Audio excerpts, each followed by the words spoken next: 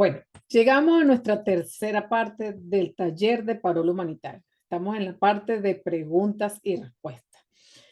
Vamos a dar respuesta a cada una de las preguntas que por el chat nos hicieron con respecto al parol humanitario. Y la primera de ellas la voy a leer textualmente, como me las enviaron. Y dice la primera: ¿qué hacer cuando la petición tiene más de un año y no hay ninguna respuesta? Efectivamente, efectivamente, la aplicación UCI ha manifestado en reiteradas oportunidades que el proceso o la petición, el trámite de parol humanitario no tiene tiempo de procesamiento.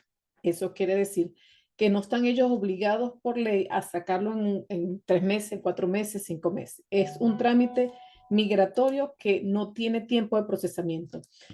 Efectivamente, ellos se han pronunciado al respecto y han indicado que ellos van a darle respuesta a las aplicaciones que existen de dos formas.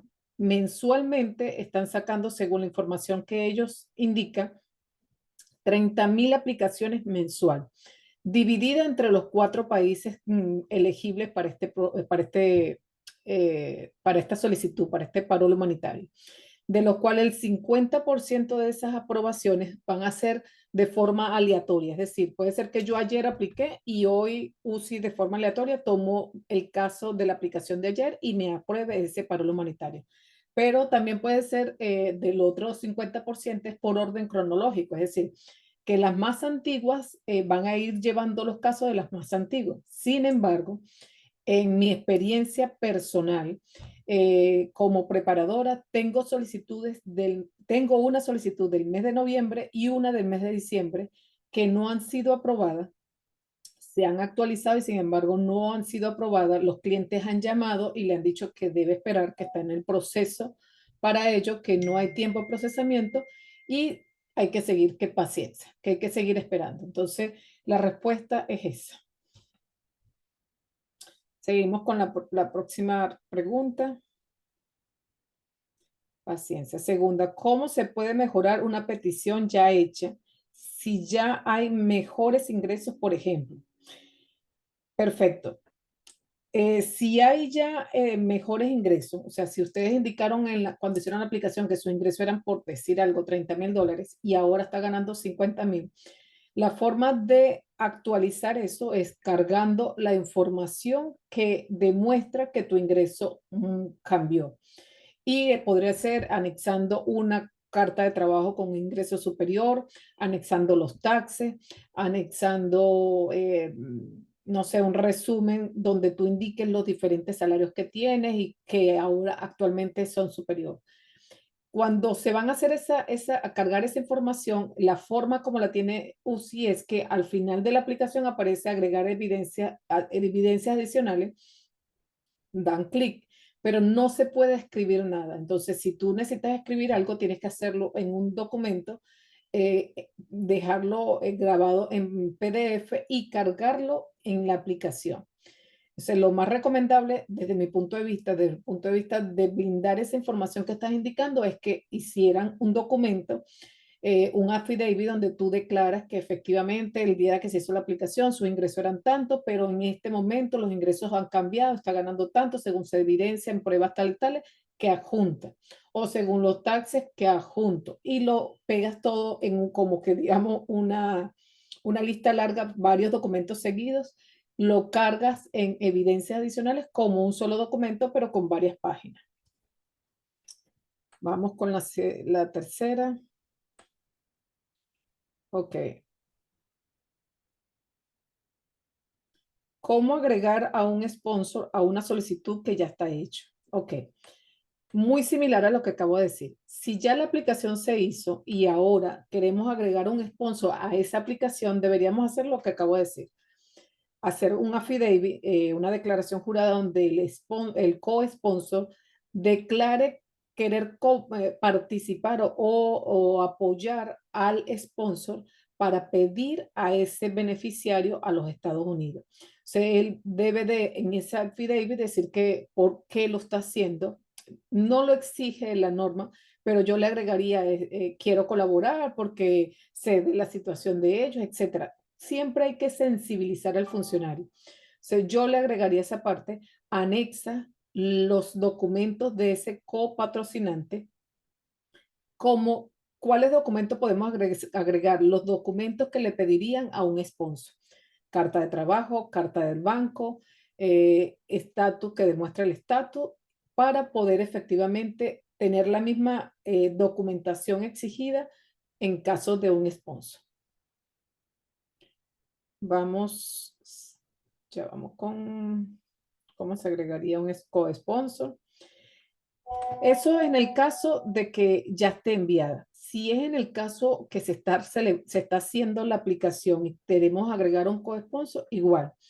Cada vez que se hace, cuando habla el copatrocinante, lo podemos incluir en la misma aplicación. Recuerde que cuando le hice la parte práctica, comenzando la aplicación, hay un renglón que dice que si una empresa o grupo, o organización o persona individual va a colaborar o apoyar al sponsor. Entonces, esa es la oportunidad precisa para indicar el nombre del copatrocinante si estamos haciendo la aplicación y tenemos un copatrocinante.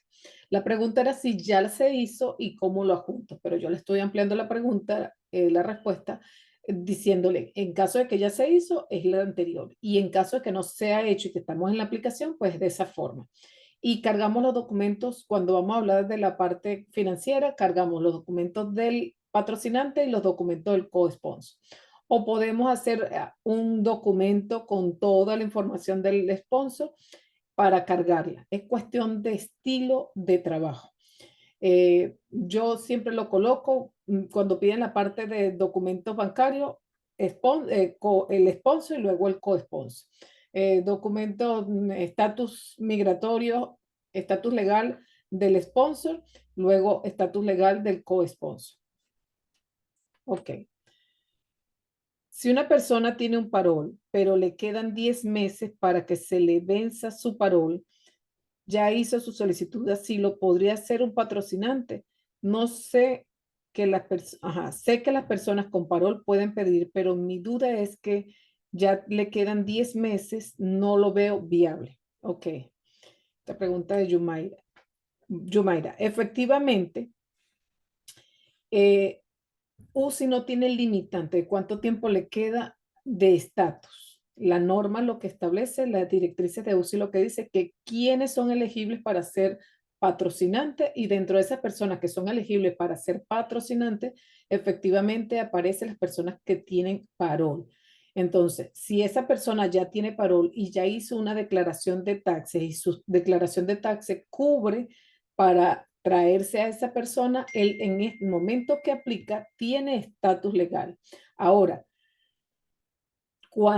si UCI decide antes que se le vence el estatus, excelente. Si lo decide posterior a que se le vence el estatus, quedará de UCI un pronunciamiento al respecto, porque él hizo su aplicación con estatus y ya él va a tener una permanencia. Yo le agregaría esa solicitud que él va a hacer, documentos de que tiene parol, pero que también tiene un trámite migratorio como es el asilo, porque ese le da permanencia aquí, aunque no tendría estatus, pero le daría permanencia una vez que se venzan los 10 meses que le quedan restantes de estadía legal en este país.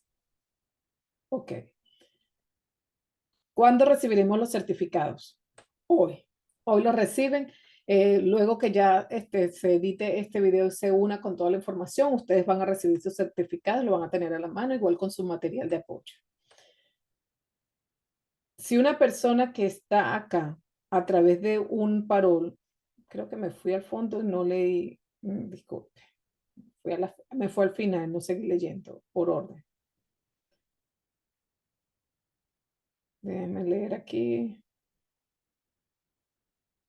Ok.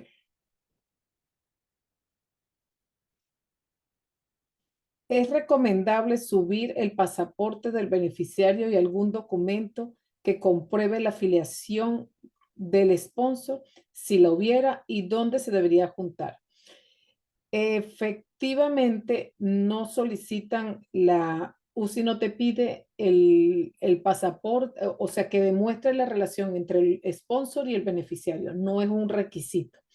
Sin embargo, si tú quieres agregarlo, lo puedes agregar como un documento adicional en el caso de que pides, eh, en dónde lo podrías colocar como evidencias adicionales, que queda como un documento adicional, evidencia adicional podrías agregar. Después que envía la aplicación, podrías agregarla como una evidencia adicional porque en la aplicación como tal, ese no es un requisito exigido por UCI. Ok, vamos por orden aquí.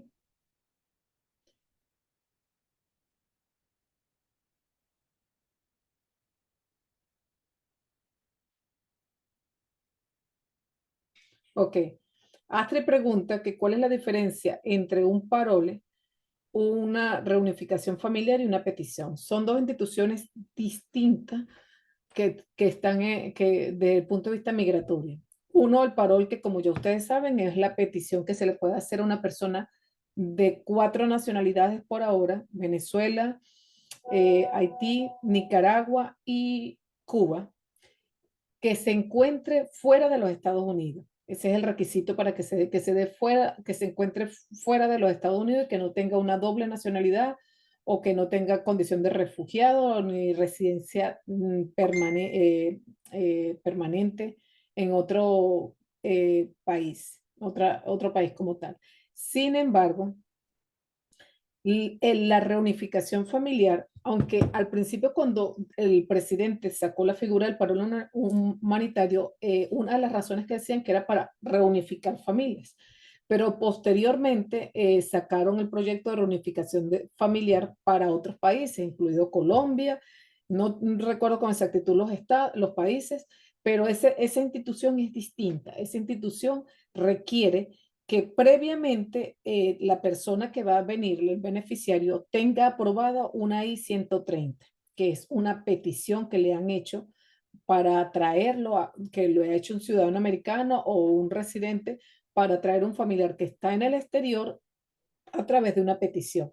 Le aprueban la petición, pero no por la situación de la visa, por lo del boletín de visa. Ay, disculpa, por el boletín de visa todavía no está a tiempo para poder ingresar. Entonces él debe esperar hasta que efectivamente se dé.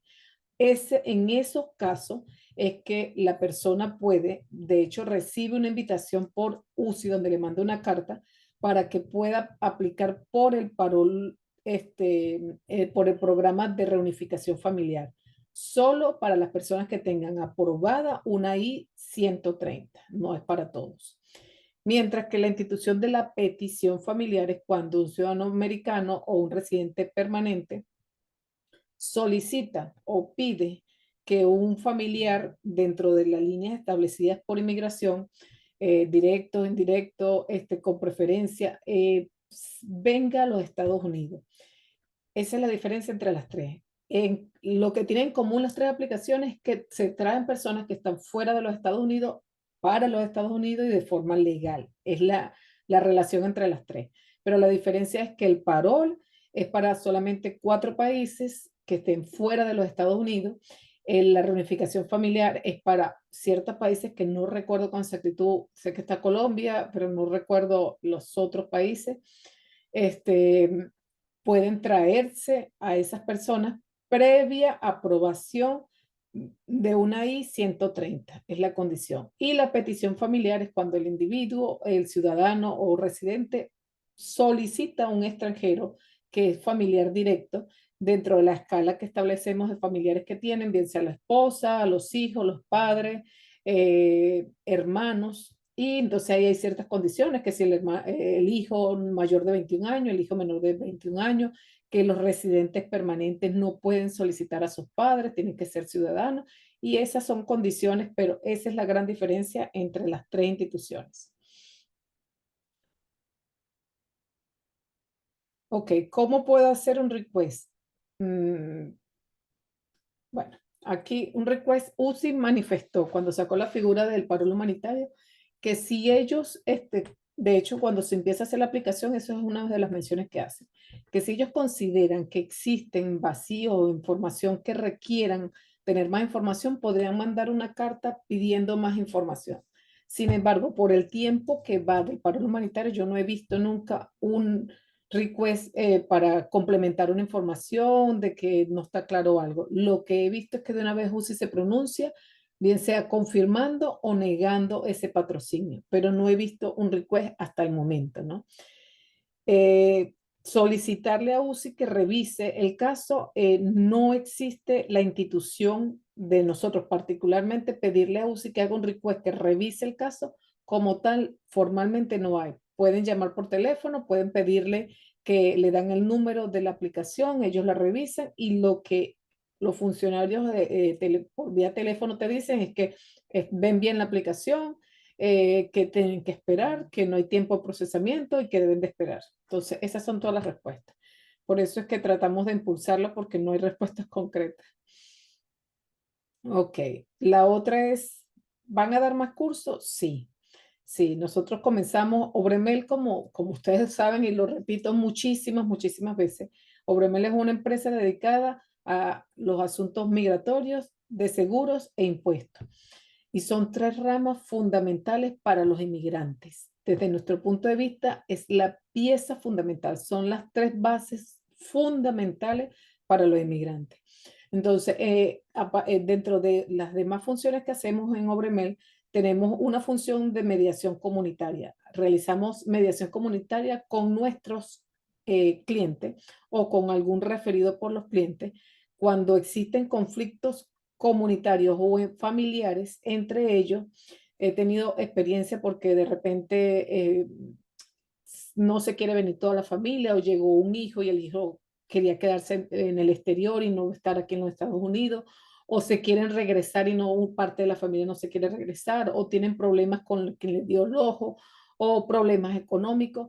Obremel le presta el servicio de mediación comunitaria y familiar, aprovechando la experiencia que tuve como juez mediador en Venezuela por más de 14, 15 años. Entonces, pongo en práctica ese conocimiento de mediación. Ese es uno de los servicios adicionales que ha prestado Bremel. En la medida que hemos ido trabajando, pues hemos visto la necesidad de eso. Así, en el año 2023, iniciamos con nuestra otra función que es aprende.obremel.com, que es como otra hija más, como otro dedito más de Obremel, que tiene como misión empoderar a las personas, pero con conocimiento. Y a través de ella estamos impartiendo cursos prácticos, puntuales, para que los preparadores de formas migratorias que ya existen y tengan debilidad en eso, si lo consideran, se forman un poquito más concreto, o para las personas que no tienen ningún tipo de información, que comiencen en esta noble labor. Así que vienen muchos más, pero puntos concretos. Eh, Queremos hacer uno de taxes fundamentales y básicos para que las personas puedan ayudarse a hacer sus declaraciones ellos mismos. O hacer otros cursos de las instituciones migratorias, dependiendo la demanda y la utilidad. Nosotros vimos con prioridad la del paro humanitario en este momento, primero por el diferimiento que dio el juez para pronunciarse en el mes de abril del 2024 con respecto a la existencia o no, de continuación o no del paro humanitario. Se consideramos muy prudente hacer este curso en este momento. Uno, por el corto tiempo que nos está quedando y no sabemos si lo prorrogan o no lo prorrogan. Dos, porque viene la temporada de los taxis, muchas personas necesitan declarar su taxi para efectivamente poder solicitar más familiares. Así que sí, vienen más cursos. Aprovechen, estén pendientes en las redes sociales. Aquí hay un compañero que nos dice, José Moreno, que ayer hizo esta pregunta y la profe indicó que no hay manera de hacerlo. Y la pregunta, creo que quería saber cómo puede revisar uno una aplicación. Y fue lo que ya le expliqué, cómo se revisa una aplicación. Entra en tu cuenta de UCI. Hay dos formas de revisar una aplicación. ¿Por qué? Porque si usted ya hizo su aplicación y ya la envió, y a usted le están pagando ahora, lo contratan para que revise la aplicación, bien sea que hizo otro preparador o su propia aplicación que hizo, pues nada, tiene que entrar a la página web de UCI, entrar a su usuario, revisar, buscar cuál es la aplicación que usted hizo, entrar en la parte de descargar el documento de la aplicación I-134A y irse paso por paso revisando qué colocar. si ven discrepancias, si ven inconsistencias, si ven debilidades, errores, pues ir anotándolas y luego que ya haya hecho esa labor de hormiga, revisando paso por paso, pues corregir esos errores si los detecta. Si todo está bien, pues perfecto, no hay nada que hacer. Pero si podemos corregirla, actualizar la información, pues estaríamos chévere. Ok, vamos con otra aplicación, otra. Ok, ¿cómo ubicar el income del esposo en el income tax? Ok, para determinar si una persona es elegible para ser sponsor o patrocinante, una de las reglas que estableció Inmigración es una tabla de, vamos a ver si la tengo aquí a la mano, una tabla de ingresos. Ustedes la pueden ver, por supuesto, esto se le va a pasar en el material. Y en esta tabla de ingresos nos dicen aquí cuántos miembros, cuántas personas, esta parte es para los militares y esta parte para el resto de mortales. Entonces, si yo estoy casada y tengo 2 hijos, entonces yo me cuento 1, mi esposo 2, mis 2 hijos 4, seríamos 4. 4, voy a buscar aquí, 4 personas en esta que le dije, la del militar, pues no la podemos contar, tenemos que revisar es esta. Y entonces, 4 personas en la tabla de la pobreza deberían estar superior a 37.500. Si yo me quiero traer otro familiar, debo tener más dinero porque 37.500 para cubrir a 4 personas, mi esposo, mis 2 hijos y yo. Tengo 3 hijos, no puedo seguir diciendo que 2 hijos. Es que pongo el ejemplo para seguir lo de la aplicación. Ok, entonces si me quiero traer 2 personas más, sumaría 4, que es mi núcleo, vamos a poner 5, que es mi núcleo familiar con mis hijos, entonces serían 40, fíjense cómo sube, si son 4 es 37 y si son 5 es 43. 43.925 para 5 personas de mi núcleo familiar, los que aparecen en mis taxes. Debo ganar más de ese dinero. Entonces, si yo me quiero traer 2 personas más, debo contar 5, que es mi núcleo familiar, mi esposo, mis 3 hijos, mi esposo y yo. Si me quiero traer 2 personas más, busco y entonces cuento 5 más 2 serían 7. Busco en el renglón de 7 y según la tabla yo debería ganar 57 o junto con mi esposo $56.775 para poder calificar como patrocinante para el paro humanitario. Entonces, debo hacer más de 56. Correcto. Eso es la referencia en cuanto a cuánto me exigen para yo poderme traer a otra persona. Ahora, en los taxes de las personas se debe de buscar en el formulario 1040 la línea número 11. En las primeras líneas puede haber un monto superior y muy alto, pero la línea número 11 es el AGI, que es el dinero que ya está ajustado y lo que después de descuento y todo, esa es la parte que quedó. Entonces, cuando ustedes buscan los taxes del patrocinante, van a irse a la línea 11, que es donde indica efectivamente cuánto es el ingreso, bien sea individual si él está solo o familiar si está con el esposo. Si en mis taxes dice 60, entonces yo voy a la tabla y digo 60. Entonces, si yo tengo 5 personas y tengo 60, puedo traerme 2 personas más. Y así es como se busca. Les informo que esta tabla cambia, Inmigración la actualiza. El año pasado, en marzo, 1 de marzo del 2023, cambió. Y yo tuve la oportunidad de entrar a revisar aplicaciones que se hicieron posterior a marzo, pero que con el ingreso de la tabla no era este que estaba vigente, sino con la tabla del año anterior, que era la del año 2022. Pues tratamos de hacer correcciones. Hubo personas que hicieron declaraciones de taxes ajustadas a la declaración, a la tabla que estaba con vigencia del 2022 y no la del 2023 y tardaron en hacer su aplicación. Cuando la iban a hacer ya la vigencia era de esta y le faltaban 3.000, le faltaban $4.000, etcétera. Entonces, en eso ustedes tienen que estar muy pendientes. Este es un momento muy oportuno que si ustedes tienen ya clientes que quieren hacer peticiones de paro humanitario, conversen con ustedes y ustedes, como en un triángulo, estén en contacto con quien le vaya a hacer la preparación de sus taxes para informarle que si su intención es pedir a tanta persona, él debería de ganar más de tanto para que efectivamente pueda cubrir o lograr poder aplicar o ser elegible para traerse esas personas. ¿Cómo se logra eso? Recuerden que hay personas que trabajan de forma independiente y que pueden hacer 200,000, pero le descuentan $195,000 en gasto. Entonces les ingresan su cuenta 200,000, pero solamente le quedan $5,000 de ganancia. Esa persona, aunque ganó 200,000, no califica como patrocinante para el paro humanitario porque en la línea 11 no dice 200, sino que dice 5,000. Entonces no califica. Por eso es que es importante de que ustedes en esta temporada de taxes estén en comunicación con la persona que necesita los taxes, que necesita solicitar el parol y que necesita hacer los taxes. Si tienen la transcripción que da la IRS, pues es diferente. Ahí tienen que buscar donde dice total ingreso, porque da mucha numeración. Total ingreso, esa es la parte de la que equivale a la línea 11. Vamos a ver otra pregunta. Ok, línea 11.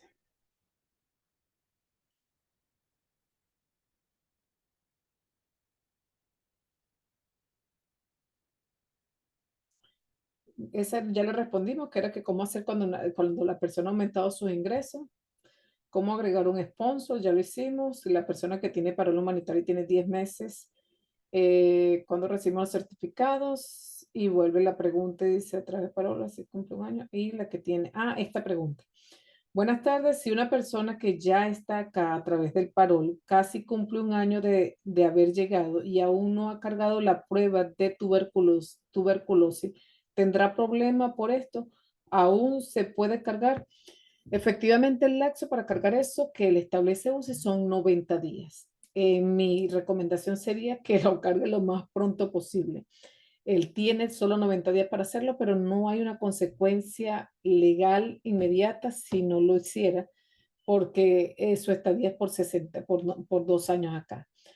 Que revise, que lo cargue, si puede justificar, presentar un justificativo o solo cargarlo ya y en el momento si UCI le llama a capítulo, le hace un request o le pide una información, pues él le explicará. Pero lo que debe hacer es cargarla inmediatamente. Bueno, creo que hay otra pregunta que me hicieron por llamadas telefónicas que estaban confundidos en la parte del